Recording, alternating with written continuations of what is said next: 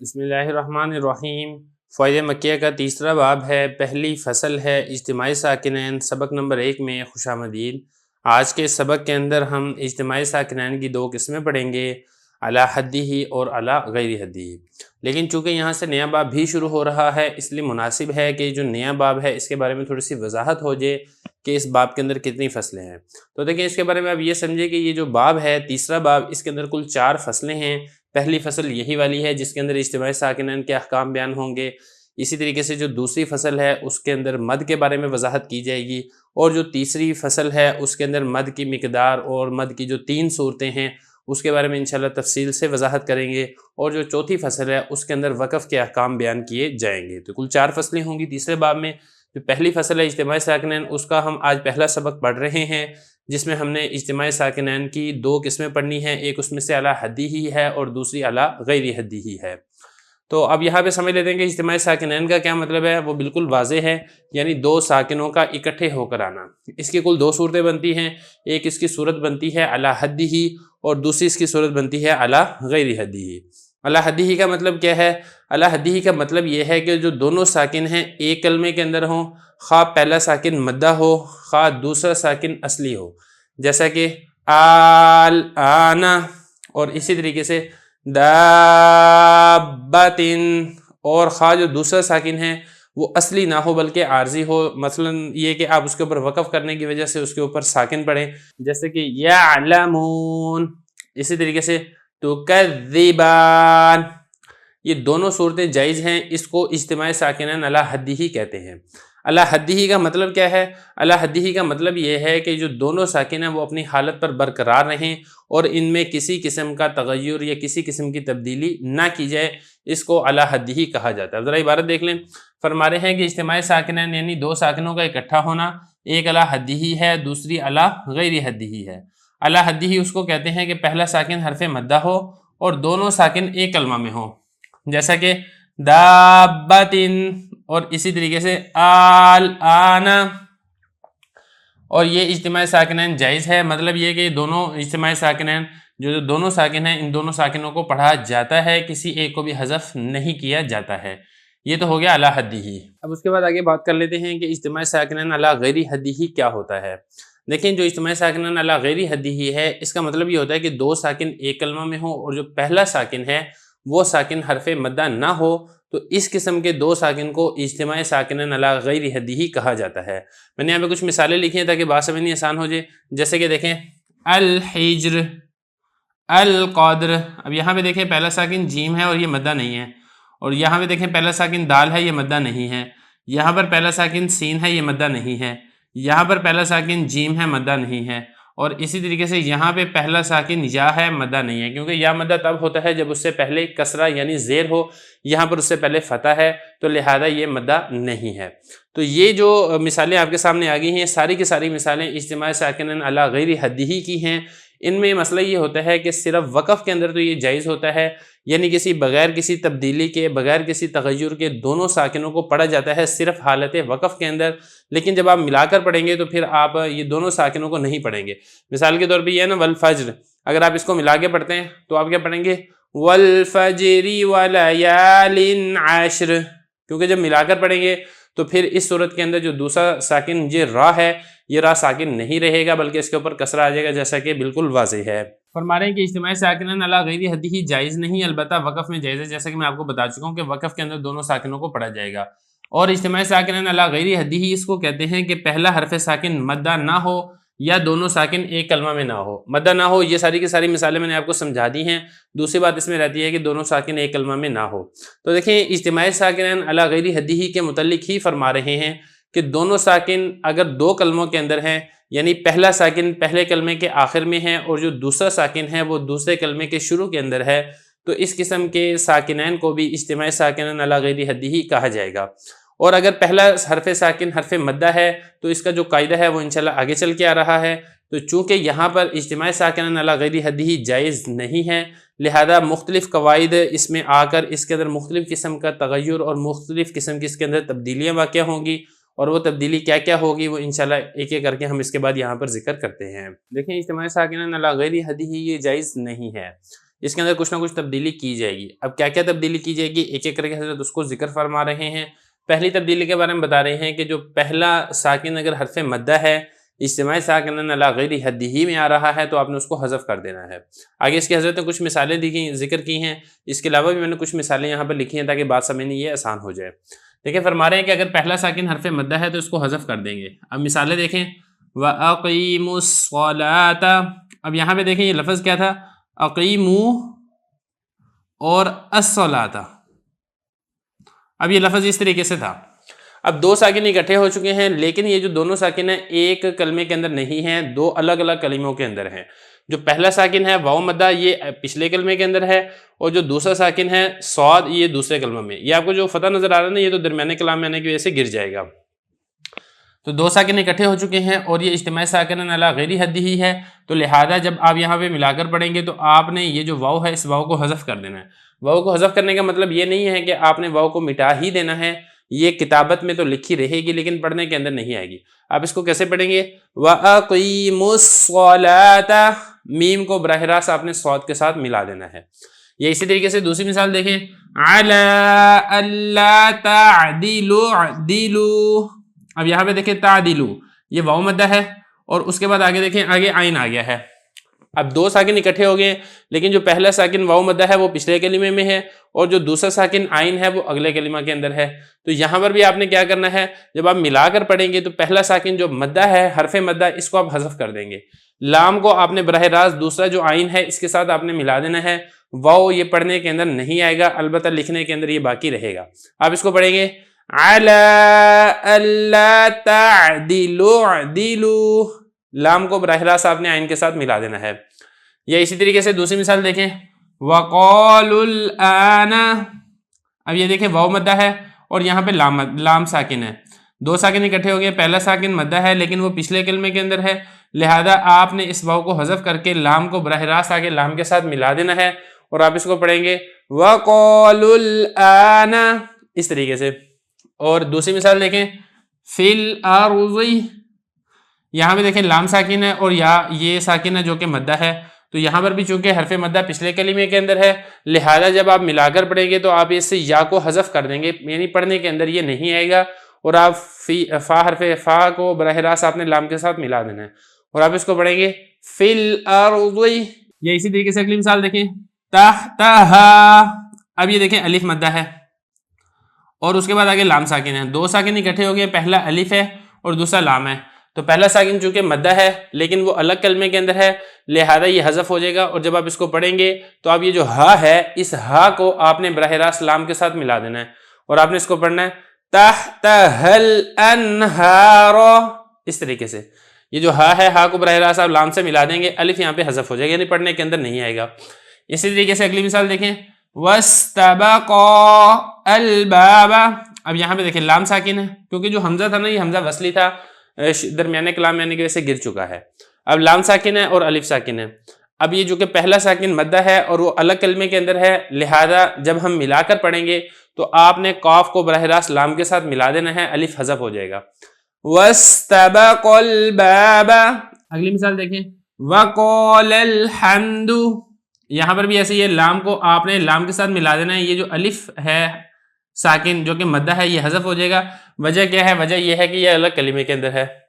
اسی طریقے سے یہ مثال دیکھیں، یہاں پہ شین ساکن ہے اور یہاں پہ الف ساکن ہے، الف ساکن مدہ ہے الگ کلمے میں ہے، لہذا ہم نے اس الف کو حذف کر دینا ہے اور قاف کو آپ نے براہ راست شین کے ساتھ ملا دینا ہے۔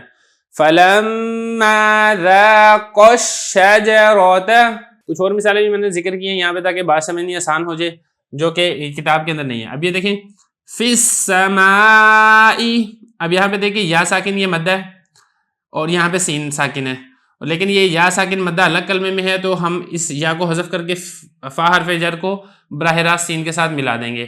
یہاں پر بھی ایسے ہی ہے، یہاں پر الف ساکن ہے اور نون ساکن ہے، تو یہ جو الف ہے یہ الف حذف ہو جائے گا اور لام کو آپ نے براہ راست نون کے ساتھ ملا دینا ہے۔ وَلَلنَّصَارَىٰ قَدْ بَيَّنَّا الْآيَاتِ، یہ الف ساکن تھا اور یہاں پہ لام ساکن ہے، دو ساکن اکٹھے ہو گئے، پہلا ساکن الگ کلمے کے اندر ہے، لہذا یہ الف حذف ہو جائے گا اور نون کو ہم براہ راست لام کے ساتھ ملا دیں گے۔ قَدْ بَيَّنَّا نہیں پڑھیں گے بلکہ کیا پڑھیں گے، بیّنل اس طریقے سے. اور یہاں پہ بھی ایسے ہی ہے جیسے فی السماء ویسے ہی فی الاخرہ ہے. یہ لام ساکن ہے اور یہاں پہ یا ساکن ہے. یا ساکن مدہ ہے لہذا یہ یا حذف ہو جائے گا اور فا کو آپ نے لام کے ساتھ ملا کے پڑھنا ہے. فی الاخرۃ. اور بھی مثالیں اس کی ہو سکتی ہیں جیسا کہ وادخلوا الباب. یہاں پہ بھی ایسے ہی تھا, واو جو تھا حرف مدہ وہ حذف ہو جائے گا. تو خلاصہ کلام یہ ہے کہ اگر پہلا ساکن حرف مدہ ہے تو آپ نے اس کو کیا کرنا ہے, علی غیر حدہ کے اندر اس کو حذف کر دینا ہے. باقی کچھ اور صورتیں باقی ہیں وہ انشاءاللہ ہم اس سے اگلے سبق کے اندر پڑھیں گے. بسم اللہ الرحمن الرحیم. فوائد مکیہ کا تیسرا باب ہے, پہلی فصل ہے اجتماع ساکنین. سبق نمبر 2 میں خوش آمدید. آج کے سبق کے اندر ہم اجتماع ساکنین علی غیر حدہ کا قاعدہ پڑھیں گے. دیکھیں اجتماع ساکنین علی غیر حدہ کیا ہوتا ہے, مکمل تفصیل گزر چکی ہے. اس کا جو پہلا قاعدہ ہے وہ بھی ہم پڑھ چکے ہیں. وہ پہلا قاعدہ کا میں آپ کو خلاصتاً بتا دیتا ہوں کہ اگر پہلا ساکن مدہ ہے تو اس مدہ کو حذف کر دیں گے. یہاں سے دوسرا قاعدہ بتا رہے ہیں, اس کو ذرا سمجھ لیں. فرما رہے ہیں کہ اگر پہلا ساکن حرف مدہ نہ ہو تو اس کو حرکت کسرہ کی دی جائے گی. اچھا اس میں ایک دو چیزیں ہیں اس کو سمجھنا ضروری ہے کہ وہ جو پہلا ساکن ہے من کا نون نہیں ہونا چاہیے, اور اسی طریقے سے جو الف لام میم حروف مقطعات ہے اس کی جو میم ہے یہ بھی نہیں ہونا چاہیے. تو خلاصہ یہ ہے کہ پہلا ساکن مدہ نہ ہو اور من کا نون نہ ہو, الف لام میم کی میم نہ ہو. جب یہ تین شرطیں پائی جائیں گی اور پھر پہلا ساکن اگر ساکن ہے, پہلا جو ساکن ہے, تو پھر ہم نے اس کو کیا کرنا ہے, ہم نے اس کو کسرہ کی حرکت دینی ہے. اب یہاں پہ بات ہو جاتی ہے کہ کسرہ کی حرکت آپ نے کیوں دینی ہے. وہ وجہ یہ ہے کہ عرب کا ایک قاعدہ اور اصول ہے, وہ یہ ہے الساکن اذا حرک حرک بالکسر, یعنی جب ساکن کو حرکت دی جاتی ہے تو کسرہ کی حرکت دی جاتی ہے. اب وجہ کیا ہے کسرہ کی حرکت دینے کی؟ وجہ اس لیے ہے کہ جو فتح ہے وہ خفیف حرکت ہے اور جو ضمہ ہے وہ ثقیل حرکت ہے, اور جو کسرہ ہے وہ ان دونوں کے درمیان میں ہے, نہ تو وہ خفیف ہے نہ وہ ثقیل ہے, اس لیے کسرہ کو منتخب کیا گیا ہے. تو بہرحال یہ ایک قاعدہ ہے. کچھ آگے اس کی مثالیں اس کو دیکھ لیں, کچھ میں نے بھی مثالیں ذکر کی ہیں تاکہ بات سمجھنی آسان ہو جائے گی. پھر انشاءاللہ اس کے بعد اگر دوسری جو باتیں آئیں گی وہ انشاءاللہ اس کے بعد آگے چل کے ہم ذکر کریں گے. فرما رہے ہیں کہ اگر پہلا ساکن حرف مدہ نہ ہو, ساکن تو ہے لیکن حرف مدہ نہیں ہے, اسی طریقے سے من کا نون بھی نہیں ہے, الف لام میم کی میم بھی نہیں ہے, تو ہم نے اس کو کسرہ کی حرکت دینی ہے. جیسا کہ ان ارتبتم. اب ذرا اس مثال کو دیکھیں, یہ جو ہے نا ان ارتبتم, یہ اصل میں تھا ان ارتبتم, اصل میں یہ تھا. اب یہاں پہ دیکھیں یہ جو حمزہ وصلی تھا یہ درمیان کلام میں آنے کی وجہ سے حذف ہو گیا. لکھنے میں تو رہے گا لیکن پڑھنے میں نہیں آئے گا. اب دو ساکن اکٹھے ہو گئے اور جو پہلا ساکن ہے وہ الگ کلمے میں ہے, دوسرا ساکن وہ الگ کلمے میں ہے, لہذا یہ اجتماع ساکنین علی غیر حدہ ہی ہے. اور یہاں پہ دیکھیں جو پہلا ساکن ہے یہ پہلا ساکن مدہ نہیں ہے, من کا نون بھی نہیں ہے, ان کا نون ہے. تو ہم نے کیا کرنا ہے, ہم نے اس نون کو کسرہ کی حرکت دے دینی ہے اور ہم نے اس کو کیا پڑھنا ہے, ان ارتبتم. یا دوسری مثال دیکھیں وَأَنذِرِ النَّاسَ, اس کو بھی ذرا سمجھیں. دیکھیں یہاں پر بھی وہی والی بات ہے کہ جو حمزہ وصلی ہے درمیان میں آنے کی وجہ سے حذف ہو گیا. اب یہاں پہ نون ساکن ہے. اب آپ کہیں گے نون ساکن تو نہیں ہے, نون متحرک ہے. دیکھیں یہ شد ہے اور شد کے بارے میں اصول آپ سمجھ لیں کہ شد کے اندر دو حرف ہوتے ہیں, پہلا حرف ساکن اور دوسرا حرف یہ متحرک ہوتا ہے. تو یہ جو آپ کو حرکت نظر آ رہی ہے نا, یہ دوسرے نون کی نظر آ رہی ہے, اس میں پہلا نون یہ ساکن ہی ہے. اب یہاں پہ دیکھیں دو ساکن اکٹھے ہو گئے اور جو پہلا ساکن ہے یہ مدہ نہیں ہے, تو اور یہ چونکہ الگ کلمے میں ہے لہذا اجتماع ساکنین علی غیر حدہ ہی ہے. تو ہم اس را کو کسرہ کی حرکت دے دیں گے اور ہم اس کو پڑھیں گے وَأَنذِرِ النَّاسَ. اگلی مثال دیکھیں مِمَّا لَمْ يُذْكَرِ اسْمُ اللَّهِ. اب یہاں پہ دیکھیں یہ اصل میں تھا یذکر اور یہ تھا اسم اللہ. اب اس میں کیا ہوا کہ یہ جو حمزہ ہے یہ درمیان میں آنے کے حذف ہو گیا کیونکہ حمزہ وصلی ہے. کتابتاً رہے گا لیکن پڑھنے کے اندر نہیں آئے گا. اب دو ساکن اکٹھے ہو گئے, ایک سین ہے اور دوسرا را ہے, اور دونوں ساکن الگ کلمے میں ہیں لہذا اجتماع ساکنین علی غیر حدہ ہی ہے. تو ہم کیا کریں گے, اس را کو ہم کسرہ کی حرکت دیں گے اور ہم اس کو پڑھیں گے یذکر اسم اللہ. اگلی مثال دیکھیں بئس الاسم الفسوق. اس کو ذرا سمجھ لیں. اب یہاں پہ جو سمجھنے کی بات ہے نا وہ یہ ہے, یہ تو ہے بئسا اور یہ ہے الاسم. اب یہ ہے الفسوق لکھنے کی ضرورت نہیں ہے کیونکہ ہمارا جو قاعدہ ہے نا وہ یہاں پر ہی جاری ہو رہا ہے, لیکن چلے پھر بھی لکھ دیتا ہوں میں. یہ بئس الاسم الفسوق کے بارے میں آگے بھی چل کے انشاءاللہ بات آ جائے گی, بہرحال میں آپ کو یہیں پر سمجھا دیتا ہوں.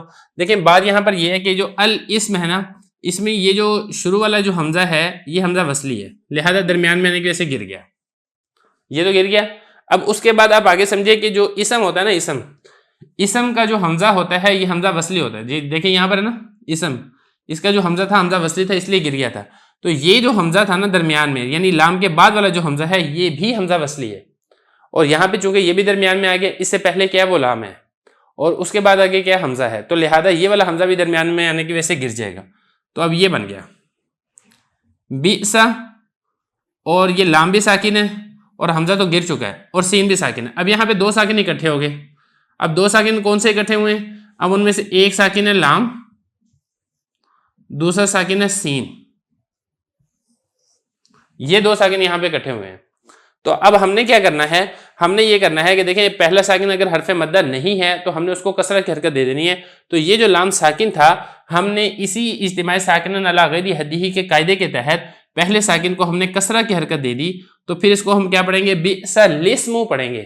لام کو سین کے ساتھ اب براہ راست ملا دیں گے. حمزہ تو حذف ہو چکا ہے وصلی ہونے کی وجہ سے، تو لہذا اس قاعدے کی وجہ سے لام کو کسرہ کی حرکت دی جائے گی اور آپ نے اس کو پڑھنا ہے بئس الاسم الفسوق. کچھ میں نے مثالیں اور بھی یہاں پہ ذکر کی ہیں تاکہ بات سمجھنی آسان ہو جائے. جیسے کہ ایک مثال دیکھیں، قل اللہ. اب یہاں پہ دیکھیں یہ جو حمزہ وصلی ہے یہ بھی حمزہ وصلی ہے، لہذا درمیان میں حذف ہو جائے گا. اب یہاں پہ دو ساکن اکٹھے ہو گئے، پہلا یہ لام ساکن ہے اور دوسرا لفظ اللہ کا لام ساکن ہے. تو لہذا ہم نے کیا کیا، ہم نے یہ جو پہلا لام ساکن تھا اس کو ہم نے کسرہ کی حرکت دے دی اور ہم اس کو پڑھیں گے قل اللہ، اس طریقے سے. یا اسی طریقے سے ان الذین، یہ جو حمزہ ہے یہ حمزہ وصلی درمیان میں آنے کی وجہ سے حذف ہو جائے گا اور دو ساکن اکٹھے ہو گئے، ایک یہ نون ہے اور دوسرا یہ لام ہے. تو لہذا نون کو ہم نے کسرہ کی حرکت دیں گے اور ہم اس کو پڑھیں گے عن الذین، اس طریقے سے. یہاں پر بھی ایسے ہی ہے، یہ جو حمزہ وصلی ہے درمیان میں آنے کی وجہ سے حذف ہو جائے گا اور یہ جو میم ساکن ہے اور لام ساکن ہے لہذا میم کو ہم کسرہ کی حرکت دیں گے اور ہم اس کو پڑھیں گے ام اللہ. یہاں پر بھی ایسے ہی ہے، ان، یہ جو حمزہ وصلی درمیان میں آنے کی وجہ سے حذف ہو جائے گا، نون ساکن اور سین ساکن اکٹھا ہو گیا لہذا نون کو ہم کسرہ کی حرکت دیں گے اور ہم اس کو پڑھیں گے عن الساعتی. اسی طریقے سے یہاں پر بھی ایسے ہی ہے. اب یہ دیکھیں او الحوایا ہے، یہ حمزہ وصلی تو درمیان میں آنے کی وجہ سے حذف ہو گیا. اب یہ ایک واو ساکن ہے دوسرا لام ساکن ہے، دو ساکن اکٹھے ہو گئے، اجتماع ساکنن علی غیر حدہ ہے لہذا ہم واو کو کسرہ کی حرکت دیں گے اور ہم اس کو پڑھیں گے او الحوایا. اس ترتیب سے آپ نے اس کو پڑھنا ہے. بسم اللہ الرحمن الرحیم. فوائد مکیہ کا تیسرا باب ہے، پہلی فصل ہے اجتماع ساکنین، سبق نمبر 3 میں خوش آمدید. آج کے سبق کے اندر ہم بئس الاسم الفسوق اور اسی طریقے سے اجتماع ساکنین علی غیر حدہ اس کے ایک دو قاعدوں کے بارے میں پڑھیں گے. دیکھیں اس میں حضرت فرما رہے ہیں کہ جب پہلا ساکن میم جمع ہو تو ضمہ دیا جائے گا. دیکھیں اگر پہلا ساکن مدہ ہے تو وہ آپ پڑھ چکے ہیں، اجتماع ساکنین علی غیر حدہ میں پہلا ساکن مدہ ہو تو اس کو حذف کر دیا جاتا ہے، اور اسی طریقے سے اگر پہلا ساکن ہو اور مدہ نہیں ہے تو پھر اس کو کسرہ کی حرکت دی جاتی ہے. پہلے پڑھ چکے ہیں ہم، لیکن فرما رہے ہیں کہ اگر پہلا ساکن ہے وہ جمع کا میم ہے تو پھر اس صورت کے اندر آپ نے اس کو کسرہ کی حرکت نہیں دینی ہے بلکہ آپ نے اس کو ضمہ کی حرکت دینی ہے. جیسا کہ اس کی مثال ہے علیکم الصیام. اب یہ دیکھیں یہ جو لفظ ہے نا یہ تھا علیکم الصیام، یہ والا لفظ تھا. اب یہ جو حمزہ وصلی ہے یہ درمیان میں آنے کی وجہ سے حذف ہو گیا. اب دو ساکن اکٹھے ہو گئے ہیں، ایک ساکن اس میں سے میم ہے اور دوسرا ساکن اس کے اندر صاد ہے، اور یہ جو میم ہے یہ میم جمع کی ہے. جیسا کہ آپ کو معلوم ہے کہ کم ضمیر جمع مذکر مخاطب کی ضمیر ہے تو لہذا یہ میم جمع کی ہے. تو اب ہم نے اس میم کو کسرہ کی حرکت نہیں دینی ہے بلکہ ہم نے اس میم کو ضمہ کی حرکت دینی ہے، اور ہم اس کو کیسے پڑھیں گے علیکم الصیام. یا اسی طریقے سے اگلی مثال دیکھیں علیہم القتال. اب یہاں پہ دیکھیں حمزہ وصلی درمیان میں آنے کی وجہ سے حذف ہو گیا. اب دو ساکن اکٹھے ہو گئے ہیں، ان میں سے ایک میم ہے اور دوسرا یہ لام ہے. اب یہ پہلا جو میم ہے یہ میم جمع ہے کیونکہ جو ہم ضمیر ہے جیسا کہ آپ کو معلوم ہے یہ بھی جمع مذکر غائب کی ضمیر ہے، تو لہذا ہم اس کو کسرہ کی حرکت نہیں دیں گے بلکہ ہم اس کو ضمہ کی حرکت دیں گے اور ہم اس کو اس طریقے سے پڑھیں گے علیہم القتال، یہ اس طریقے سے. اور آگے فرما رہے ہیں کہ جو من حرف جر ہے اس کو آپ نے فتح کی حرکت دینی ہے. میں نے آپ کو پہلے بھی بتایا تھا اس سے پچھلے سبق کے اندر بھی کہ اگر من کا نون ہے تو آپ نے اس کو کسرہ کی حرکت نہیں دینی ہے بلکہ اس کو فتح کی حرکت دی جاتی ہے. تو یہ حضرت بتا رہے ہیں کہ جو من حرف جر ہے اس کے بعد اگر کوئی ساکن حرف آ جائے گا تو یہ جو من حرف جر کا نون ہے اس کو آپ نے فتح کی حرکت دینی ہے. اس کی مثال کیا ہے، جیسا کہ دیکھیں ذرا من اللہ. اب یہ من حرف جر ہے اور اللہ یہ لفظ تھا. اب یہ جو حمزہ وصلی ہے یہ درمیان میں آنے کی وجہ سے حذف ہو جائے گا. اب دو ساکن اکٹھے ہو گئے، ایک ساکن نون ہے، دوسرا ساکن لام ہے، اور پہلا ساکن یہ چونکہ من حرف جر کا نون ہے، لہذا اس نون کو فتح کی حرکت دے کے ہم پڑھیں گے من اللہ۔ اسی طریقے سے جو الف لام میم ہے، اس کا جو میم ہے یہ بھی میں آپ کو بتا چکا ہوں، اس کو بھی آپ نے کسرہ کی حرکت نہیں دینی ہے۔ ان کیس اگر آپ ملا کر پڑھ رہے ہیں تو اس میم کو بھی آپ نے فتح کی حرکت دینی ہے۔ جیسا کہ اب یہ ہے نا میم ہے، اب یہ حمزہ وصلی تو درمیان میں آنے کی وجہ سے حذف ہو گیا، اب میم ساکن ہے اور لام ساکن ہے، اب آپ نے میم کو ملانا ہے تو آپ نے اس کو فتح کی حرکت دینی ہے، آپ نے اس کو اس طریقے سے پڑھنا ہے الف لام میم اللہ، اس طریقے سے۔ یہ فرما رہے ہیں کہ وصل میں مفتوح پڑ جائے گی، وصل کا مطلب ہوتا ہے ملانا، یعنی جب آپ الف لام میم کو اللہ اس لفظ کے ساتھ ملائیں گے تو آپ نے الف لام میم کی جو میم ہے اس کو آپ نے فتح پڑھنا ہے، اس کو آپ نے مفتوح پڑھنا ہے۔ یہ تو ہو گیا بات۔ اب آگے کچھ اور میں نے مثالیں بھی لکھی ہیں تاکہ بات سمجھنی آسان ہو جائے۔ اب یہاں پہ دیکھیں جو اوپر کہا تھا نا کہ اگر پہلا ساکن میم جمع ہو تو ضمہ کی حرکت دی جائے گی، اس کی مثال دیکھیں، ایک اور مثال ہے عصوا الرسول۔ اب یہاں پہ دیکھیں پہلا ساکن جو واو ہے یہ واو جمع کی ہے، تو لہذا اور اس کے بعد حمزہ وصلی تو درمیان میں آنے کی وجہ سے حذف ہو گیا، ایک واو ساکن ہے دوسرا را ساکن ہے، تو آپ نے واو کو ضمہ کی حرکت دینی، عصوا الرسول، اس طریقے سے۔ یہاں پر بھی ایسے ہی ہے، آتا وہ یہ واو جمع کی ہے، جب آپ نے اس کو زا کے ساتھ ملانا ہے تو آپ نے واو کو ضمہ کی حرکت دینی ہے اور آپ نے اس کو کیا پڑھنا ہے آتا الزکاۃ۔ یہ اسی طریقے سے یہاں پہ دیکھیں ربکم، یہ میم جمع کی ہے جیسا کہ اوپر بھی ہے نا یہاں پہ علیکم، یہ وہی والی ضمیر ہے کم ضمیر، تو جب آپ اس کو ملائیں گے را کے ساتھ تو آپ میم کو ضمہ کی حرکت دیں گے ربکم الرحمن۔ اسی طریقے سے یہاں پہ بھی ایسے ہی ہے علیکم العہد، یہاں پہ بھی میم کو ضمہ کی حرکت دیں گے، یہ لفظ مٹ گیا، یہ بھی ایسے ہی ہے وانتم۔ اب یہ دیکھیں تو انتم کی جو ضمیر ہے یہ بھی جمع مذکر مخاطب کی ضمیر ہے، تو یہاں پر بھی میم کو ہم نے ضمہ کی حرکت دیں گے اور ہم اس کو پڑھیں گے انتم الاعلون۔ یہاں پر بھی ایسے ہی ہے یروا العذاب، یہاں پر بھی واو کو ہم ضمہ کی حرکت دیں گے، یہاں پر بھی ایسے ہی ہے لولوا الادبار۔ تو خلاصہ یہ ہے کہ اگر پہلا ساکن میم جمع ہے تو آپ نے اس کو ضمہ کی حرکت دینی ہے، اگر من کا نون ہے تو فتح کی حرکت دینی ہے، الف لام میم کا میم ہے تو آپ نے اس کو بھی فتح کی حرکت دینی ہے۔ باقی یہاں سے بیس الاسم الفسوق جو کہ سورہ حجرات میں ہے اس کے بارے میں بتا رہی ہیں، میں نے آپ کو ساری تفصیل گزشتہ سبق کے اندر بتا دی، لیکن بہرحال یہاں پہ بھی سمجھ لیتے ہیں۔ فرما رہے ہیں کہ جو بیس الاسم الفسوق ہے سورہ حجرات میں، اس میں بیسا کے بعد لام مکسور، اس کے بعد سین ساکن ہے، ایسے ہی پڑھا جاتا ہے نا، لام پہ آپ کسرہ پڑھتے ہیں، سین کو آپ ساکن پڑھتے ہیں، اور لام کے قبل اور بعد میں جو حمزہ، دیکھیں یہاں پہ دو حمزہ ہے، ایک تو ہے نا یہ میں یہاں پہ لکھ بھی دیتا ہوں، بات سمجھنی آسان ہو جائے گی۔ اب یہ لفظ دیکھیں الاسم، یہاں پہ دو حمزہ ہیں، یہ لام ہے، لام سے پہلے والا حمزہ یہ بھی حمزہ وصلی ہے، اور یہ جو لام کے بعد والا حمزہ ہے یہ بھی حمزہ وصلی ہے، یہ جو دونوں حمزہ وصلی ہیں درمیانے کلام میں آنے کی وجہ سے گر چکے ہیں، مطلب یہ کہ کتابتاً تو رہیں گے لیکن پڑھنے کے اندر نہیں آئیں گے، تو لہذا اس کو بھی آپ نے نہیں پڑھنا ہے اور اس کو بھی آپ نے نہیں پڑھنا ہے۔ تو اب یہاں پہ دو ساکن ہو گئے، ایک لام ساکن ہے دوسرا سین ساکن ہے، دو ساکن ہو گئے تو پھر وہی والا قاعدہ جو میں آپ کو سبق نمبر 2 کے اندر بتا چکا ہوں، اس قاعدے کے تحت آپ نے لام کو کسرہ کی حرکت دے دینی ہے اور آپ نے اس کو پڑھ دینا ہے لسم، لام کو سین کے ساتھ ملا دیں گے۔ یہ بتا رہے ہیں کہ جو لام کے پہلے اور لام کے بعد میں جو حمزہ ہے یہ حمزہ وصلی ہے، اسی وجہ سے اس کو حذف کر دیا جائے گا، اور لام کا جو کسرہ دیا جا رہا ہے وہ بسبب اجتماع ساکنین علی غیر حدہ کی وجہ سے ہے۔ قاعدہ کلیہ اصول وہی ہے، جب دو ساکن اکٹھے ہو گئے ہیں، پہلا ساکن مدہ نہیں ہے تو آپ نے اس کو کسرہ کی حرکت دے دینی ہے، تو لہذا ہم اس کو کسرہ کی حرکت دے کے ہم اس کو پڑھیں گے الاسم نہیں پڑھیں گے بلکہ ہم اس کو پڑھیں گے الاسم، بئس لسم پڑھیں گے ہم اس کو۔ بسم اللہ الرحمن الرحیم۔ فوائد مکیہ کا دوسرا باب ہے، پہلی فصل ہے اجتماع ساکنین، سبق نمبر 4 میں خوش آمدید۔ آج کے سبق میں ہم نون قطنی کے بارے میں پڑھیں گے۔ دیکھیں اس میں جو تنوین کے کچھ احکام ہیں، اس میں جب ساکن آ جائے تو آپ نے کیا اس میں کرنا ہے، اس کے بارے میں کچھ فائدے ذکر کیے جا رہے ہیں۔ جو پہلا ذکر کیا ہے وہ یہ فرما رہے ہیں کہ کلمہ منونہ یعنی نون دیا ہوا کلمہ، یعنی جس کلمہ کے آخر حرف پر 2 زیر یا 2 زبر یا 2 پیش ہوں تو اس کلمے کو کلمہ منونہ کہتے ہیں، اور وہاں پر ایک نون ساکن پڑھا جاتا ہے اور لکھا نہیں جاتا، اس کو نون تنوین کہتے ہیں۔ میں ذرا بات یہاں پہ سمجھا دیتا ہوں تاکہ سمجھنا آسان ہو جائے۔ دیکھیں یہ جو نون تنوین ہے نا، جیسے با دو زبر بن، با دو زیر بن، اور با دو پیش بن. یہ اصل میں نون تنوین ہے، یہ اصل میں یہاں پہ نون ساکن ہے. اصل میں یہ جو بن ہے نا یہ ایسے ہے، با نون زبر بن، با نون زیر بن اور با نون پیش بن، اصل میں یہ ہے. تو جہاں پر بھی تنوین آپ کو نظر آئے گی وہ وہاں پر حقیقت کے اعتبار سے نون ساکن ہوگا، لیکن یہ ہے کہ کلمے کو ذرا مختصر کرنے کے لیے دو زبر دو زیر دو پیش اس طریقے سے لکھ دیتے ہیں، نون یہاں پر نہیں لکھتے ہیں، لیکن بہرحال نون ہوتا ہے. یہ بتا دیں کہ وہاں پر ایک نون ساکن پڑھا جاتا ہے لیکن نون لکھا نہیں جاتا ہے، اسی کو نون تنوین کہتے ہیں.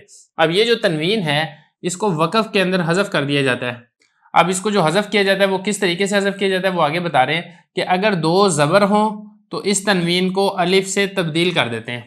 مثال کے طور پہ یہی ہے نا، با دو زبر بن ہے، تو آپ یہاں پہ اگر آپ نے وقف کرنا ہے تو پھر آپ اس کو پڑھیں گے با الف زبر با پڑھیں گے.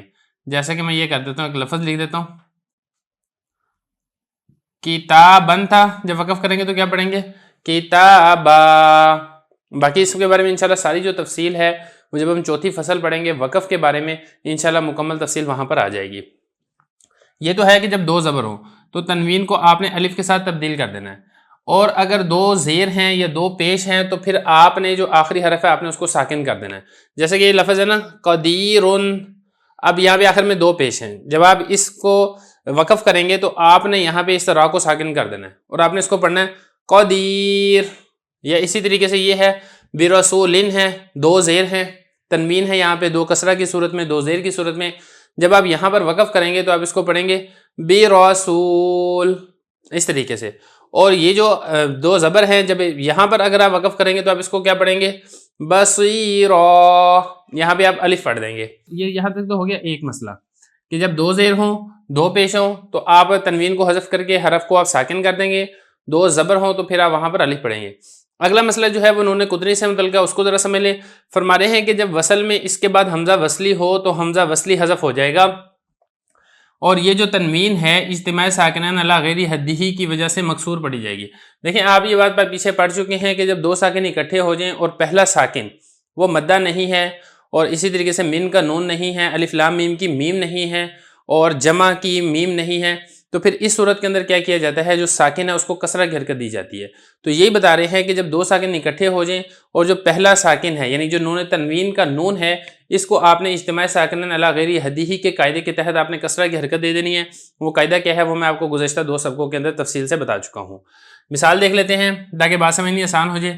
جیسے اب یہ لفظ ہے نا خیرن الوصیہ، میں یہاں پہ لکھ بھی دیتا ہوں. اب یہ لفظ اس طریقے سے ہے، خیرن ہے اور الوصیہ ہے. اب یہ دیکھیں جو دو زبر ہے نا، جیسا کہ میں نے آپ کو پہلے بتایا تھا کہ اصل کے اندر یہ کیا ہوتا ہے؟ نون ساکن ہوتا ہے. آپ اس کو ایسے لکھیں خیرن کو، یا آپ اس کو ایسے لکھ دیں خیرن، دونوں طریقوں سے درست ہے. اب میں نے یہاں پہ اس طریقے سے لکھا تاکہ بات سمجھنی آسان ہو جائے. اب یہ دیکھیں خیرن ہے نا، اب یہ جو حمزہ ہے الوصیہ کا، یہ جو حمزہ ہے حمزہ وصلی ہے، درمیانے کلام میں آنے کی وجہ سے حذف ہو گیا، مطلب یہ کہ پڑھنے کے اندر نہیں آئے گا. اب یہاں پہ دو ساکن اکٹھے ہو گئے، ایک یہ نون تنوین کا نون ہے اور دوسرا یہ لام کا ساکن ہے، یہ دو ساکن اکٹھے ہو گئے. اب یہاں پہ آپ نے اجتماع ساکنین علی غیر حدہ کے تحت اس نون کو آپ نے کسرہ کی حرکت دے دینی ہے اور آپ نے اس کو اس طریقے سے پڑھ دینا ہے خیرن الوصیہ. اب یہ دو ساکن یہاں پر اکٹھے ہو گئے، ایک نون ساکن ہے دوسرا لام ساکن ہے. تو اجتماع ساکنین علی غیر حدہ کے قاعدے کے تحت یہ جو نون ہے اس نون کو آپ نے کسرہ کی حرکت دے دینی ہے اور آپ نے اس کو پڑھنا ہے خیرن الوصیہ.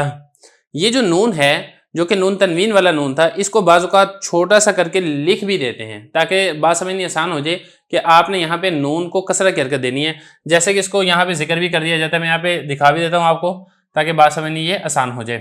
جیسے اب یہاں پہ دیکھیں نا خیرن الوصیہ، یہ نون ساکن نون جو ہے نا چھوٹا سا لکھا ہوا ہے، نون متحرک، یہ اصل میں یہ وہی ہے نون تنوین کا ہے. یہ دوسری مثال دیکھیں بزینۃ الکواکب، اس کو بھی ذرا سمجھ لیتے ہیں. بزینۃ الکواکب یہ اس طریقے سے ہے. اب یہاں پہ وہی والا بات ہے کہ جو حمزہ وصلی ہے یہ درمیان میں آنے کی وجہ سے حذف ہو گیا، اب یہ پڑھنے کے اندر نہیں ہے. اب دو نون اکٹھے، اب دو ساکن اکٹھے ہو گئے، ایک یہ نون ساکن ہے جو کہ اصل میں نون تنوین والا ہے، دوسرا یہ لام ساکن ہے. تو ہم نے یہ کیا کرنا ہے، یہ جو پہلا نون ہے اس نون کو ہم نے اجتماع ساکنین علی غیر حدہ والے قاعدے کے تحت کسرہ کی آپ نے حرکت دے دینی ہے اور آپ نے اس کو کس طریقے سے پڑھنا ہے؟ اس طریقے سے بزینۃ الکواکب. یہ بھی اس طریقے سے ہی ہے. خبیثۃ تھا اور اگلا لفظ تھا اجتثت، یہاں پر بھی یہی ہوا کہ جو نون ہے اس کو آپ نے اجتماع ساکنین علی غیر حدہ کے قاعدے کے تحت کسرہ کی آپ نے حرکت دے دی تو یہ بن جائے گا خبیثاتی نجتثت. یا اسی طریقے سے اگلی مثال دیکھیں تون اذهب. اصل تو یہ ہے کہ آپ اس کو اس طریقے سے لکھیں، لیکن اگر آپ اس کو اس طریقے سے نہیں لکھتے ہیں، اب یہاں پہ نون لکھ دیتے ہیں تاکہ بات سمجھنی آسان ہو جائے تب بھی ٹھیک ہے. جیسے کہ میں نے اس کو لکھ دیا یہاں پہ تون اذهب.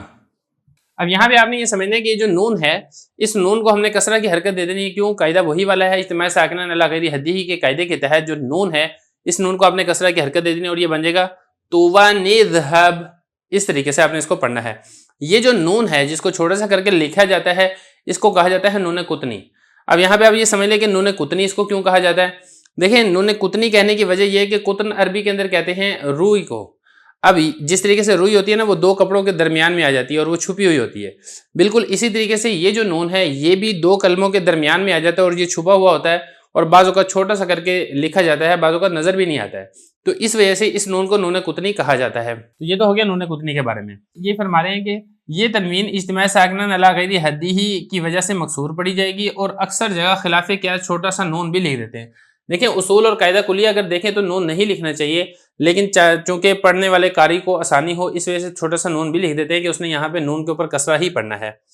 مثال کے طور پہ بزینۃ الکواکب خیرا الوصیہ خبیثۃ الجثث. حضرت نے کچھ مثالیں دی ہیں. کتنی مثالیں دی ہیں؟ 4 مثالیں دی ہیں. 1 2 3 اور یہ ہے 4.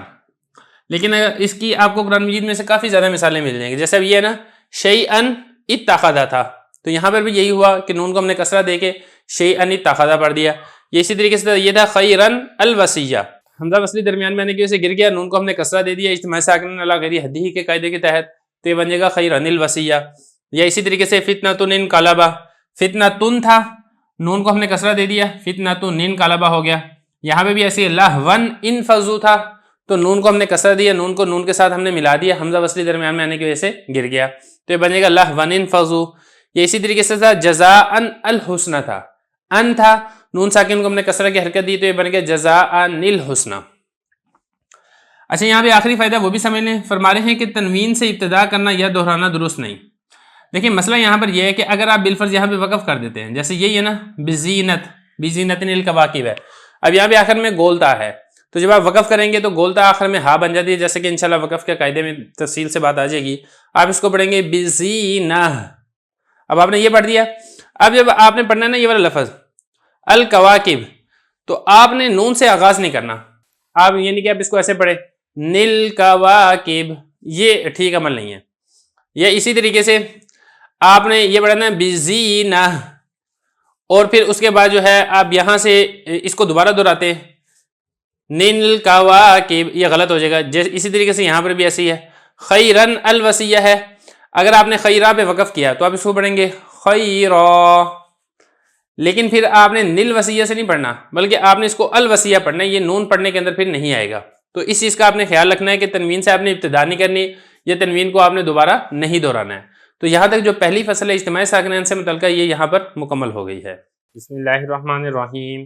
فوائد مکیہ کا تیسرا باب ہے، دوسری فصل ہے مد کے بیان میں، سبق نمبر 5 میں خوش آمدید. آج کے سبق کے اندر ہم مد اصلی اور مد فری کے بارے میں پڑھیں گے. دیکھیں مد کا لغوی معنی ہے لمبا کرنا، کھینچنا. قرآن مجید میں بھی آتا ہے وَيَمُدُّهُمْ فِي طُغْيَانِهِمْ يَعْمَهُونَ، یہ اسی لمبا کرنے اور کھینچنے کے معنی کے اندر استعمال کیا گیا ہے. اسی طریقے سے جو اس کی اصطلاحی تعریف ہے وہ یہ ہے حرف مدہ پر آواز کو لمبا کرنا، یعنی اطالۃ الصوت علی حرف مد، مد والے حرف کے اوپر آواز کو لمبا کرنا، یہ مد کہلاتا ہے. عبارت دیکھ لیں. حضرت فرما رہے ہیں کہ مد کی 2 قسمیں ہیں، اصلی اور فری. دیکھیں حضرت نے مد اصلی کی تعریف نہیں کی ہے، لیکن میں یہاں پہ ضروری سمجھتا ہوں کہ مد اصلی کی تعریف بھی کر دی جائے. حروف مدہ کو ان کی اصلی اور ذاتی مقدار کے مطابق پڑھنا اور وہ کسی سبب کے اوپر موقوف نہ ہو، اس کو مد اصلی کہا جاتا ہے. جیسا کہ میں نے یہاں پہ کچھ مثالیں بھی لکھی ہیں تاکہ بات سمجھنی آسان ہو جائے.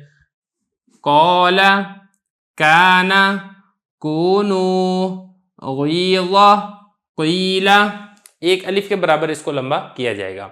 مد اصلی کو مد ذاتی اور مد طبی بھی کہا جاتا ہے.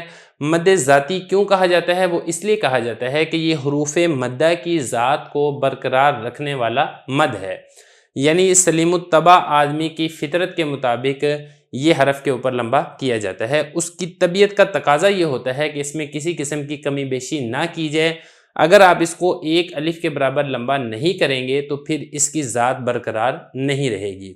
اب یہ جو مد اصلی ہے اس کا ثبوت حدیث نبوی صلی اللہ علیہ وسلم سے بھی ہوتا ہے۔ حضرت قتادہ رضی اللہ عنہ ارشاد فرماتے ہیں کہ میں نے حضرت انس بن مالک رضی اللہ عنہ سے نبی کریم صلی اللہ علیہ وسلم کی تلاوت کے متعلق دریافت کیا تو حضرت انس بن مالک رضی اللہ عنہ نے ارشاد فرمایا کانا یمد مدن، یعنی آپ صلی اللہ علیہ وسلم مد کی جگہ مد کیا کرتے تھے۔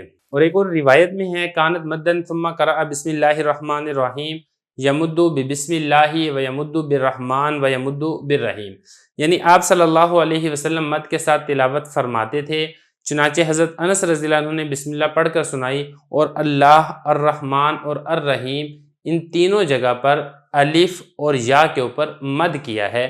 اس مد کو مد اصلی کہا جاتا ہے اور یہ جو مد ہے یہ ایک الف کے برابر کیا جاتا ہے۔ اب یہ کیا کہاں پر جائے گا وہ حضرت فرما رہے ہیں کہ دیکھیں مد اصلی اس کو کہتے ہیں کہ حروف مدہ کے بعد سکون بھی نہیں ہونا چاہیے اور حمزہ بھی نہیں ہونا چاہیے، تو وہاں پر آپ اس کو مد اصلی یعنی ایک الف کے برابر لمبا کریں گے۔ جیسا کہ مثالیں ہیں یہاں پہ اگر آپ غور کریں گے اس کے بعد لام پر سکون نہیں آپ نے کرنا، اگر آپ یہاں پہ سکون کر دیں گے تو پھر اس کو ایک الف کے برابر لمبا نہیں کیا جائے گا بلکہ زیادہ لمبا کیا جائے گا، تو سکون بھی نہیں ہونا چاہیے اور نہ ہی حمزہ ہونا چاہیے۔ اس کے بعد اب آگے مد فری کی تعریف دیکھیں۔ مد فری کے بارے میں حضرت فرما رہے ہیں کہ اس کو کہتے ہیں کہ حروف مدہ کے بعد سکون یا حمزہ ہو، تو یہ مد اصلی کے بالکل الٹ اور برعکس ہوگا۔ دیکھیں مد فری کی تعریف کیا ہے؟ حرف مدہ کو اس کی ذاتی اور اصلی مقدار سے بڑھا کر پڑھنا جو کسی سبب کے اوپر موقوف ہوتا ہے، اس کو مد فری کہا جاتا ہے۔ اب یہاں پہ سوال ہی پیدا ہوتا ہے کہ اس کو مد فری کہتے کیوں ہیں؟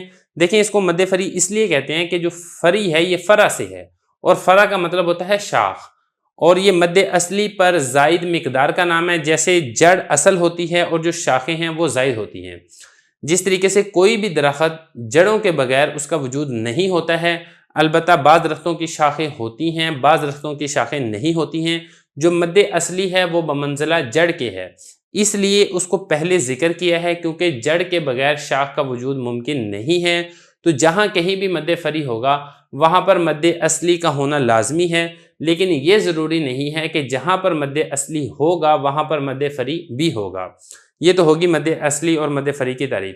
دیکھیں مد فری کی ایک توجیہ اور بھی آپ سمجھ لیں کہ اس مد کی جو توجیہ ذکر کی جاتی ہے وہ یہ ہے کہ حرف مدہ آنے کے بعد جب سکون آپ کرتے ہیں تو سکون ہونے کی وجہ سے دو ساکنوں کا اجتماع ہو جاتا ہے، اور اسی طریقے سے حرف مدہ کے بعد جب حمزہ آ جاتا ہے تو جو حرف مدہ ضعیف اور حمزہ قوی ان دونوں کا اجتماع ہو جاتا ہے جو کہ پڑھنے میں ثقیل ہوتا ہے، تو اس ثقل کو دور کرنے کے لیے مد سے مدد لی جاتی ہے، جس کی وجہ سے یہاں پر جو ایک مد کی مقدار ہوتی ہے ایک الف، اس سے بڑھا کر لمبا کر کے اس کو ادا کیا جاتا ہے۔ تو یہ فرما رہے ہیں کہ مد فری اس کو کہتے ہیں کہ حروف مدہ کے بعد سکون یا حمزہ ہو۔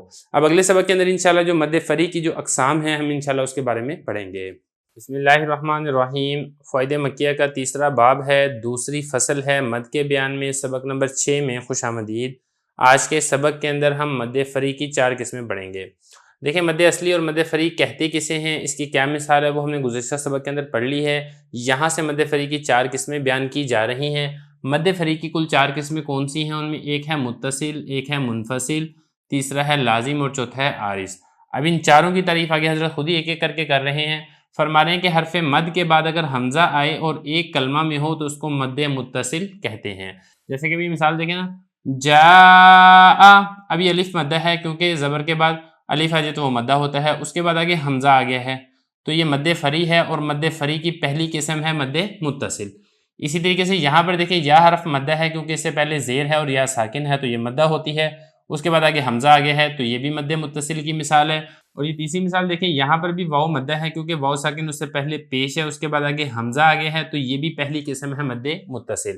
اس کی جو مقدار ہے اس کی مقدار ہے توسط، اور یہ مد متصل ایسی چیز ہے جس کا ثبوت باقاعدہ حدیث نبوی صلی اللہ علیہ وسلم سے ہوتا ہے۔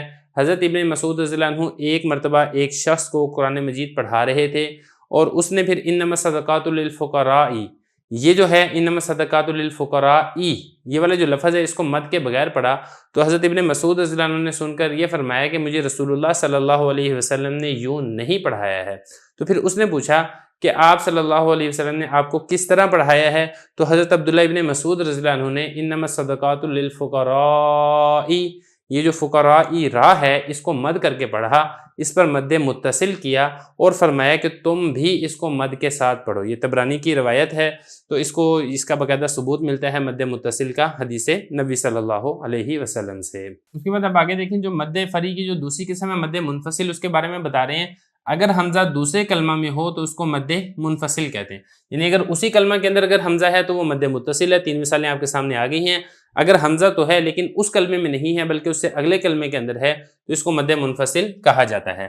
مثال دیکھیں اس کی، جیسے فی انفسکم قالوا آمنا، اب یہاں پہ دیکھیں فی انفسکم میں یہ حمزہ ہے لیکن یہ حمزہ الگ کلمے میں ہے، یہاں پر بھی حمزہ ہے لیکن حمزہ الگ کلمے میں ہے، یہاں پر بھی حمزہ ہے لیکن حمزہ الگ کلمے میں ہے، تو اس کو مد منفصل کہا جاتا ہے۔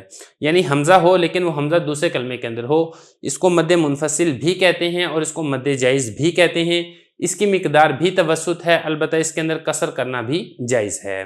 مد منفصل کی 1-2 مثالیں آپ اور بھی دیکھ لیں، جیسا کہ انی اعلم، یہاں پہ دیکھیں یا مدہ ہے، اس کے بعد آگے حمزہ آگے لیکن الگ کلمہ میں ہے، لہذا یہ مد منفصل ہے۔ اسی طریقے سے قالوا انما، یہ بھی مد منفصل کی ہی ایک مثال ہے۔ دیکھیں جو مد منفصل ہے اس کا جو ثبوت ہے یہ بھی باقاعدہ حدیث نبی صلی اللہ علیہ وسلم سے ہوتا ہے۔ حضرت عبداللہ ابن عمر رضی اللہ عنہ کی روایت ہے، روایت کے الفاظ میں پڑھ دیتا ہوں تاکہ بات سمجھنی آسان ہو جائے۔ من قال لا الہ الا اللہ ومد بها صوتہ اسکنہ اللہ دار الجلال دارا اسمی بها نفسہ فقال ذو الجلال والاکرام ورزقہ النظر الی وجہہ الکریم۔ یہ الفاظ آتے ہیں، میں اس کا معنی بھی ترجمہ بھی کر دیتا ہوں تاکہ بات سمجھنی آسان ہو جائے۔ یعنی جس شخص نے لا الہ الا اللہ کہا اور اس پر اپنی آواز کو لمبا کیا تو اس کو اللہ دار الجلال یعنی بزرگی اور عظمت کے مقام میں جگہ عنایت فرمائیں گے، اور یہ ایسا مقام ہے جس کے الفاظ کو حق تعالی شانہ اپنی ذات مقدسہ کے صفاتی ناموں میں بھی لائے ہیں۔ چنانچہ ارشاد باری تعالیٰ ہے ذو الجلال والاکرام، عظمت اور احسان والی ذات، اور ایسے شخص کو اللہ تعالیٰ اپنے نورانی چہرے کا دیدار کروائیں گے۔ اس کے بعد اب تیسری قسم دیکھ لیں، فرما رہے ہیں کہ حرف مد کے بعد جب سکون وقفی ہو، مثال کے طور پہ رحیم، تعلمون، تکذمان، تو اس کو مد عارض کہتے ہیں۔ اب یہاں پہ دیکھیں 2 قسمیں ہم پڑھ چکے ہیں، مد متصل پڑھ لی ہے، مد منفصل پڑھ لی ہے، مد فری کی اقسام ہیں، اب لازم اور عارض رہ گئے ہیں۔ پہلے حضرت یہاں پہ عارض کے بارے میں بتا رہے ہیں، یعنی یہ جو وہ مد ہے جو عارضی سبب سے ہوتا ہے، جو حقیقتاً یہاں پہ مد نہیں ہوتا ہے۔ اب یہ مد کب کیا جاتا ہے؟ فرما رہے ہیں کہ جب سکون آ جائے، اور وہ سکون بھی ایسا ہو جو وقف کرنے کی وجہ سے سکون آ رہا ہے، اصلی اس کے اندر ساکن حرف نہ ہو۔ مثال کے طور پہ اب یہ دیکھیں نا، رحیمن تھا، جب آپ نے وقف کیا تو میم ساکن ہو گیا، تو میم ساکن ہونے کی وجہ سے اب یہاں پہ آپ وقف کر رہے ہیں، تو یہاں پر آپ جو مد کریں گے اس مد کو مد عارض کہا جائے گا۔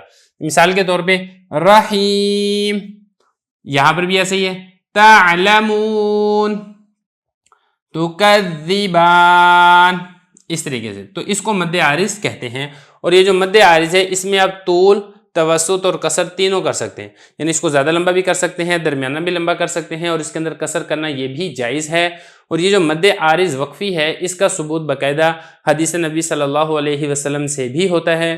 قطبہ بن مالک رضی اللہ عنہ فرماتے ہیں، سمعت رسول اللہ صلی اللہ علیہ وسلم قرأ فی الفجر قاف فمر بهذا الحرف لها طلع نضید فمد نضید۔ دیکھیں سورہ قاف کے اندر جو آتا ہے نا، میں اس کا ترجمہ کر دیتا ہوں بات سمجھنی آسان ہو جائے۔ یعنی قطبہ بن مالک رضی اللہ عنہ ارشاد فرماتے ہیں کہ میں نے نبی کریم صلی اللہ علیہ وسلم کو صبح کی نماز، فجر کی نماز کے اندر سورہ قاف پڑھتے ہوئے سنا، تو جب حضرت طلع النضید پر پہنچے ہیں تو حضرت نے نضید پر وقف کیا ہے، اور یہاں پر وقف کرتے ہوئے اپنی آواز کو لمبا اور دراز کیا ہے۔ اب یہاں پہ اگر آپ غور کریں گے تو یہ بھی ایسے ہی ہے، نضیدن تھا، لیکن جب آپ نے وقف کیا اور دال کو ساکن کر دیا تو اب یہ جو یہاں پہ مد ہو رہا ہے یہ سکون وقفی کی وجہ سے ہو رہا ہے، تو یہ مد عارض ہے، تو یہاں پر بھی آپ اس میں آواز کو لمبا کریں گے۔ عارض تک ہو چکے ہیں، اب ایک چیز رہ گئی ہے لازم، اس کے بارے میں سمجھ لیں۔ فرما رہے ہیں کہ جب حرف مدہ کے بعد ایسا سکون ہو جو کسی حالت میں حرف مدہ سے جدا نہ ہو سکے تو اس کو مد لازم کہتے ہیں۔ دیکھیں یہ والا تو جو سکون تھا نا، جو ہم نے یہاں پہ نزید پر کیا تھا، اسی طریقے سے ہم نے رحیم پر کیا تھا، تعلمون پر کیا تھا، تکذبان پہ کیا تھا، یہ تو ایک عارضی سبب سے تھا، یہ ایسا نہیں ہے جو جدا نہ ہو سکتا، بلکہ جدا ہو سکتا ہے۔ اگر آپ یہاں پہ وقف نہ کریں، آپ اس کو رحیمن پڑھیں گے تو پھر یہاں پہ پھر یہ مد عارض بھی نہیں ہوگا بلکہ یہ مد اصلی بن جائے گا۔ لیکن فرما رہے ہیں کہ حرف مدہ کے بعد ایسا سکون آ جائے، یعنی جو اس کا اصلی سکون ہو لفظ کا، جو کسی حالت میں بھی اس سے جدا نہیں ہو سکتا ہے، تو اس کو کہا جائے گا مد لازم۔ اب مد لازم ہوتا کیا ہے، اس کی کتنی اقسام ہیں؟ اس کی کل 4 قسمیں آتی ہیں۔ وہ کون کون سی قسمیں ہیں وہ ہم انشاءاللہ اس کے بارے میں تفصیل کے ساتھ اگلے سبق کے اندر پڑھیں گے۔ بسم اللہ الرحمن الرحیم۔ فوائد مکیہ کا تیسرا باب ہے، دوسری فصل ہے مد کا بیان، سبق نمبر 7 میں خوش آمدید۔ آج کے سبق کے اندر ہم مد لازم کی قسمیں پڑھیں گے۔ دیکھیں گزشتہ سبق کے اندر ہم نے یہ پڑھا تھا کہ ایک ہوتا ہے مد اصلی اور ایک ہوتا ہے مد فری۔ مد اصلی اور مد فری بھی ہو چکا تھا، پھر مد فری کی 4 قسمیں تھیں۔ ان 4 قسموں کے بارے میں جو پہلی 3 قسمیں تھیں وہ ہم نے بڑی تفصیل کے ساتھ گزشتہ سبق کے اندر پڑھ لی تھی۔ اس میں سے جو چوتھی قسم تھی وہ چوتھی قسم تھی مد لازم۔ مد لازم ہوتا کیا ہے وہ بھی میں نے آپ کو بتا دیا تھا، اور وہاں پر میں نے یہ والی بات بھی کہی تھی کہ مد لازم کی کل 4 قسمیں ہیں۔ تو آج کے سبق کے اندر اسی مد لازم کی قسموں کے بارے میں پڑھیں گے۔ تو حضرت فرما رہے ہیں کہ جو مد لازم ہے یہ کل 4 قسم پر ہے، اس واسطے کہ حروف مقطعات میں ہو تو اس کو حرفی کہتے ہیں ورنہ کلمی کہیں گے۔ دیکھیں حروف مقطعات کا کیا مطلب ہے؟ مقطعات یہ جمع ہے مقطعاتن کی، اور اس کا مطلب ہوتا ہے کاٹا ہوا حرف، یعنی یہ وہ حروف ہیں قرآن مجید کے اندر جن کو کاٹ کاٹ کر یعنی الگ الگ کر کے پڑھا جاتا ہے۔ قرآن مجید کے دیگر الفاظ کی طرح ان کو ملا کر اور جوڑ کر نہیں پڑھا جاتا ہے، ان کو حروف مقطعات کہا جاتا ہے۔ یہ کل 29 صورتوں کے اندر استعمال ہوئے ہیں۔ مثال کے طور پہ یہاں پہ حضرت نے کچھ لکھے بھی ہیں، جیسے کہ دیکھیں الف لام میم، تو دیکھیں یہ فرما رہے ہیں کہ اس کو حرفی کہتے ہیں وگرنہ کلمی کہیں گے۔ تو مصنف رحمۃ اللہ تعالیٰ کی مراد یہ ہے کہ اگر مد لازم حروف مقطعات میں ہو تو اس کو مد لازم حرفی کہتے ہیں، اور اگر مد لازم حروف مقطعات کے علاوہ قرآن مجید میں کسی اور کلمے کے اندر آئیں گے تو پھر اس کو حرفی نہیں کہیں گے بلکہ اس کو مد لازم کلمی کہیں گے۔ اس کے بعد آگے فرما رہے ہیں کہ پھر ہر ایک کلمی اور حرفی 2 قسم پر ہے، مثقل اور مخفف۔ اس اعتبار سے اگر آپ شمار کریں گے تو یہ کل 4 قسمیں بن جاتی ہیں۔ ایک قسم بنے گی مد لازم حرفی مثقل، اور دوسری قسم بنے گی مد لازم حرفی مخفف۔ اسی طریقے سے تیسری قسم بنے گی مد لازم کلمی مثقل، اور چوتھی قسم بنے گی مد لازم کلمی مخفف۔ یہ کل 4 قسمیں بنیں گی۔ یہ فرما رہے ہیں مثقل اور مخفف۔ اگر اب یہ ہوتی کیا ہیں چاروں کے بارے میں حضرت فرما رہے ہیں کہ اگر حرف مدہ کے بعد مشدد حرف ہے تو یہ مثقل ہے، اور اگر محض سکون ہے تو یہ مخفف ہوگی۔ پھر آگے کچھ مثالیں بھی ہیں، ایک ایک کر کے بات سمجھ لیتے ہیں ہر ایک کے بارے میں۔ دیکھیں جو ہے مد لازم حرفی مثقل، مد لازم حرفی مثقل یہ اس کو کہتے ہیں کہ حروف مدہ کے بعد حروف مقطعات میں تشدید ہو تو پھر اس کو کہا جائے گا مد لازم حرفی مثقل، اور مد لازم حرفی مخفف یہ ہے کہ حروف مدہ کے بعد حروف مقطعات میں سکون ہوگا تو اس کو حرفی مخفف کہا جائے گا۔ اس کی مثال کیا ہے؟ پہلے آپ مثقل کی مثال دیکھ لیں، جیسے کہ حضرت نے یہاں پہ ذکر کیا ہے الف لام میم، یہ مثقل کی مثال ہے۔ کیوں؟ کیونکہ یہاں پہ جو لام ہے الف لام میم کا جو لام ہے اس میں حرف مدہ کے بعد تشدید ہے، لہذا یہ حرفی مثقل ہے، اور میم میں چونکہ حرف مدہ کے بعد سکون اصلی ہے تو یہ حرفی مخفف ہے، اور ان دونوں کی جو مقدار ہے وہ طول ہے، یعنی آپ نے ان دونوں کو زیادہ لمبا کر کے پڑھنا ہے۔ تو یہ مثقل اور مخفف یہ دونوں کی مثال بن جاتی ہے۔ اب جو دوسری مثال ہے وہ دیکھیں الف لام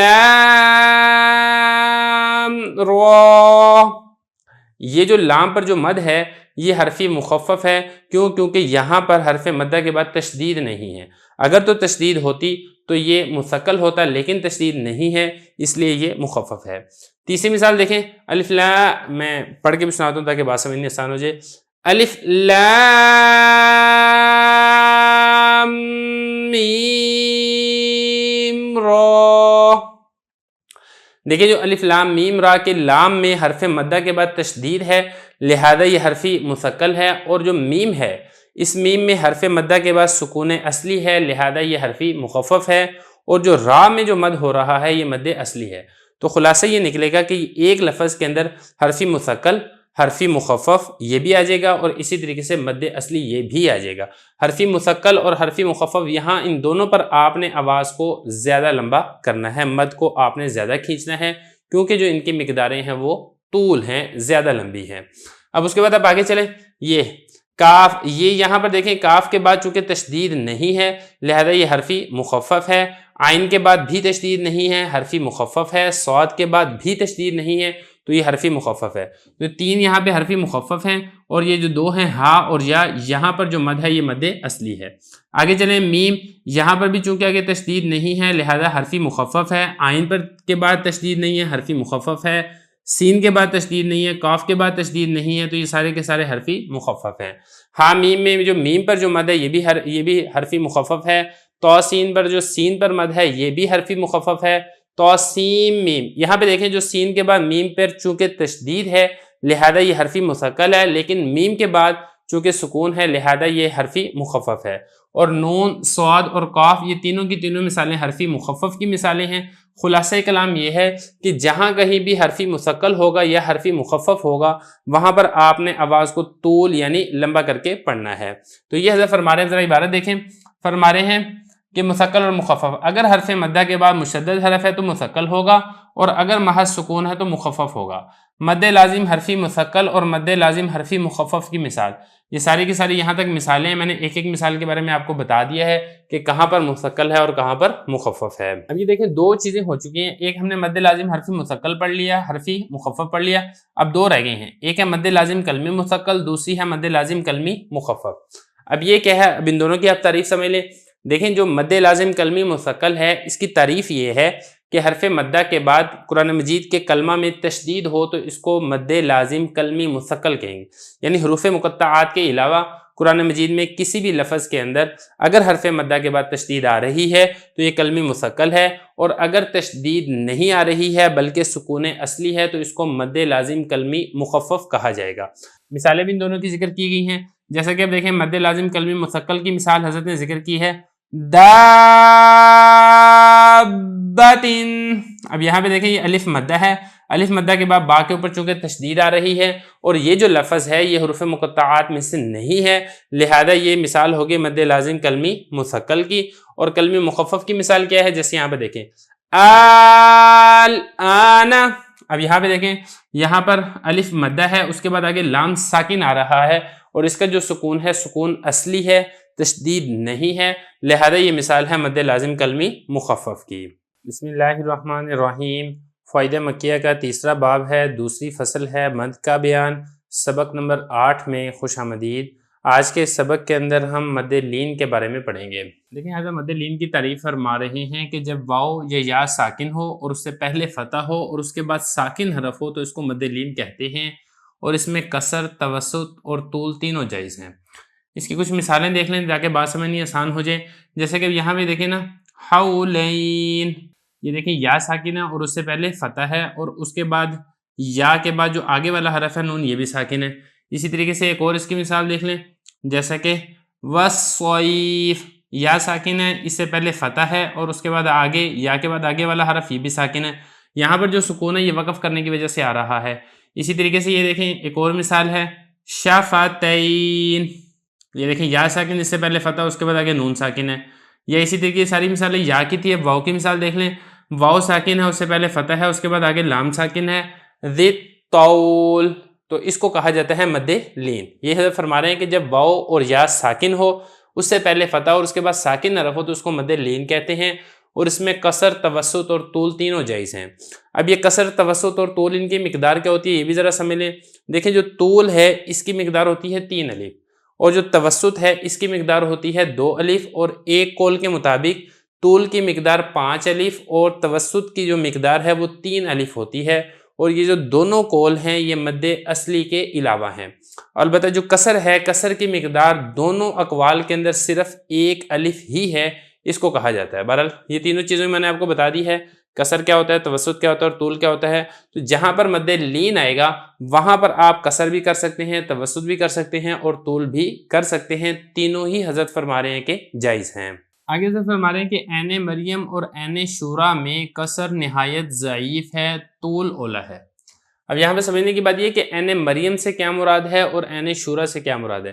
دیکھیں عین مریم سے مراد ہے کہ جو سورہ مریم کے شروع کے اندر حروف مقطعات آتے ہیں نا، کاف، ہا یا عین، صاد، یہ جو عین ہے اس کو کہا جا رہا ہے عین مریم.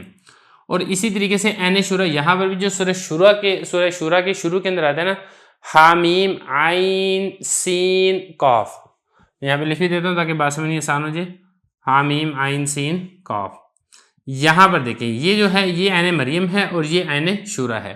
اس کے اندر کسر نہایت ضعیف ہے، مطلب یہ کہ آپ اس کو صرف ایک الف کے برابر لمبا کرتے ہیں تو یہ ضعیف ہے، اور اس کے اندر بہتر اور اولا کیا ہے وہ ہے طول ہے، یعنی آپ اس کو لمبا کر کے پڑھیں. ایک قول کے مطابق طول کی مقدار جیسا کہ میں آپ کو بتا چکا ہوں 5 الف ہے، اور دوسرے قول کے مطابق طول کی مقدار 3 الف ہے. تو اب اس کو لمبا کر کے پڑھتے ہیں تو یہ اصلی ہے اور یہ بہتر ہے. اس کے مطلب آگے حضرت فائدہ ذکر فرما رہے ہیں. دیکھیں پہلا فائدہ یہ ہے کہ سورہ آل عمران میں جو آتا ہے نا، الف لام میم اللہ، اس میں ایک تو ہے وصل کی حالت اور ایک ہے اس میں وقف کی حالت.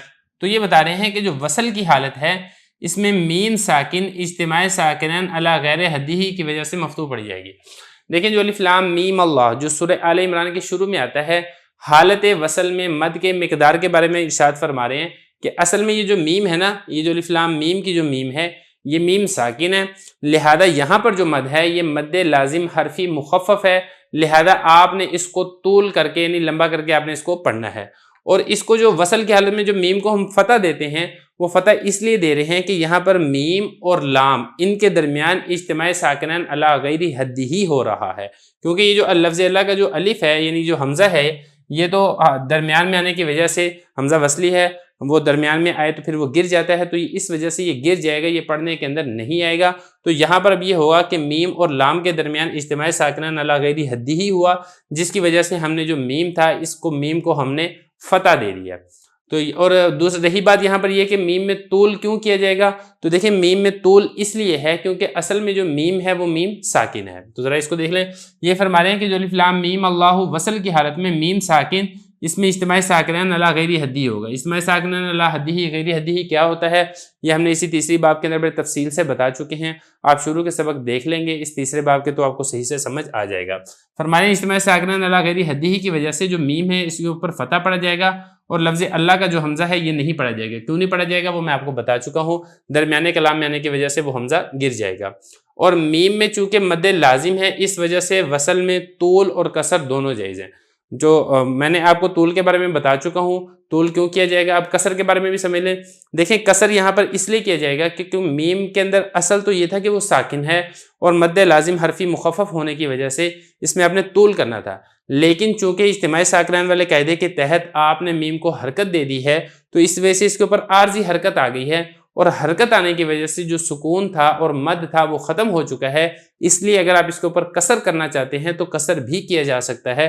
تو یہ حضرت فرما رہے ہیں کہ اگر آپ طول کرتے ہیں تو مد لازم حرفی مخفف ہونے کی وجہ سے طول بھی کیا جا سکتا ہے، اور اگر آپ کسر کرتے ہیں تو میم کے اوپر چونکہ فتح آ چکا ہے تو لہذا آپ یہاں پر کسر بھی کر سکتے ہیں، یعنی ایک الف کے برابر بھی اس کو لمبا کر کے پڑھ سکتے ہیں. لیکن جو دوسری فصل ہے اس کا آخری فائدہ حضرت ذکر فرما رہے ہیں کہ حرف مدہ جب موقوف ہو، یعنی حرف مدہ پر جب آپ وقف کریں تو آپ نے اس بات کا خیال رکھنا ہے کہ ایک الف سے زیادہ آپ نے لمبا نہیں کرنا ہے.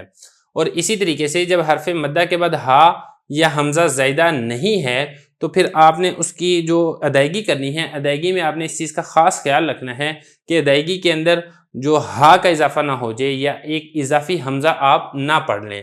جیسا کہ اب یہ مثال ہے نا، قالو، اب ایک الف کے برابر آپ نے اس کو لمبا کرنا ہے.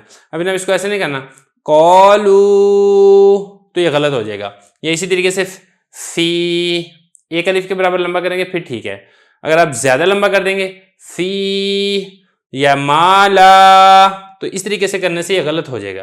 یا اسی طریقے سے آپ کچھ اور مثالیں دیکھ لیں، وَضُحَاهَا، اب آخر میں آپ نے ہا پڑھنا ہے، اس کے بعد آپ نے حمزہ کا اضافہ نہیں کرنا.